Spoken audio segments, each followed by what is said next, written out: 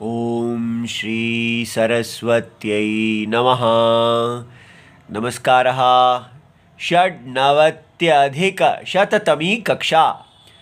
हमारे कारक चल रहे हैं, अधिकरण कारक पर हम पहुंच गए हैं और आज का जो सूत्र है वो है उपानवध्यांग वसः 1448 अष्टाध्यायी जी में देखा जाता है।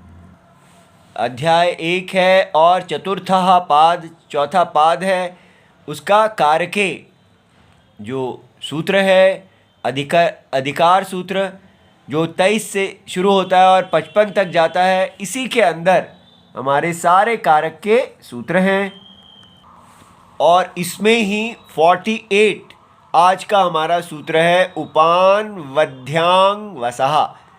इसमें कारके से अनुवृत्ति आएगी, आधारोधिकरणम 45 में से आएगी और अधिशींग स्थासाम कर्म, ये कर्म की अनुवृत्ति आएगी।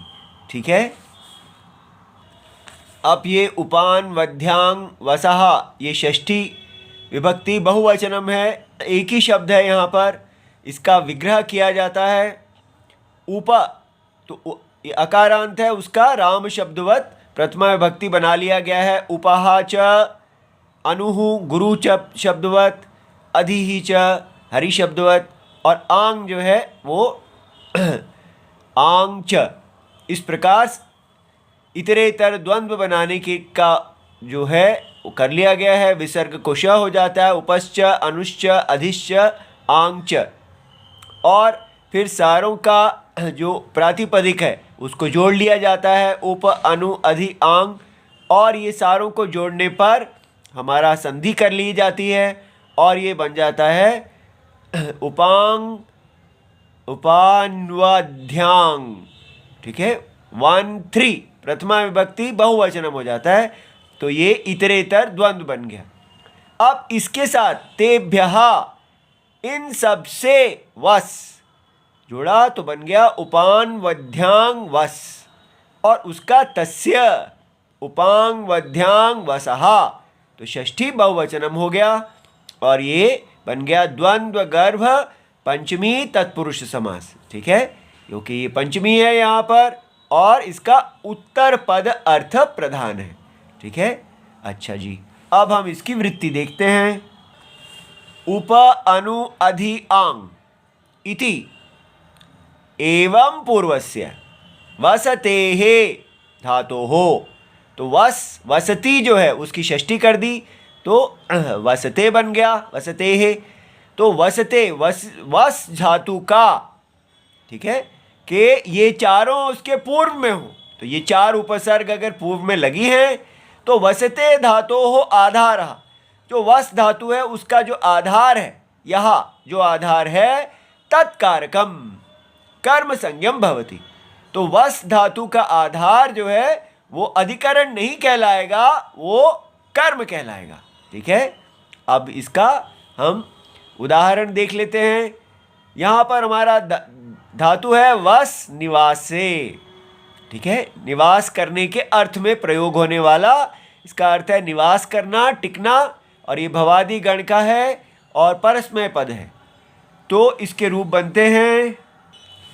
तो पहला है ग्रामम उपवसति, तो पहला उप है, उप लगाया तो ग्राम के समीप ठहरी है सेना, उपवसति सेना। ठीक है। तो उप जो है समीपे अर्थ में होता है। फिर ग्रामम अनुवसति, तो अनु पीछे चलने का होता है, तो ग्राम के साथ साथ माने ग्राम के पीछे। ठीक है, ऐसा सेना ठहरी है। ग्रामम अधिवसति, अधि जो है वो हमेशा सप्तमी अर्थ में होता है में, तो ग्राम में सेना ठहरी है। ठीक है। तो यहाँ आप देख रहे हैं कि हर जगह कर्म हुआ है, द्वितीय विभक्ति लगी है, कर्म है, यहाँ सप्तमी नहीं लगी है। तो ग्रामम आवसति, तो ग्राम में सेना आवास करती है। इस प्रकार ये चारों की चारों उपसर्ग हमारी उप अनु अधि और आ चार उदाहरण हो गए।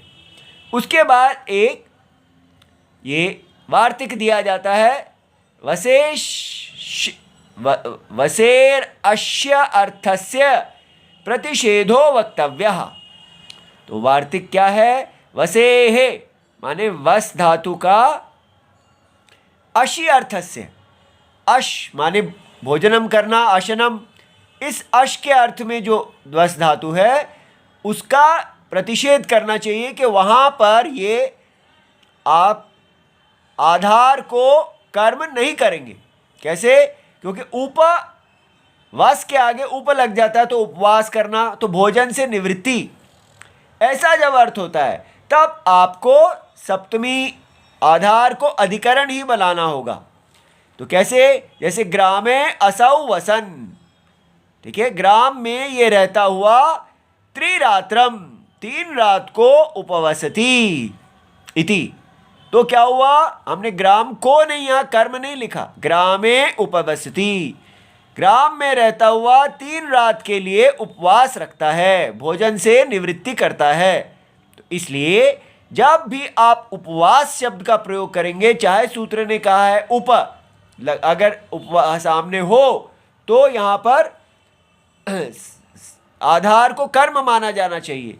लेकिन अगर भोजन निवृत्ति के अर्थ का हो, ठीक है, अशि धातु का अर्थ हो अश, तब वहाँ पर सप्तमी सप्तमी लगेगी, अर्थात आधार को अधिकरण ही माना जाएगा। ठीक है, इति सर्वम शिवम प्रणाम।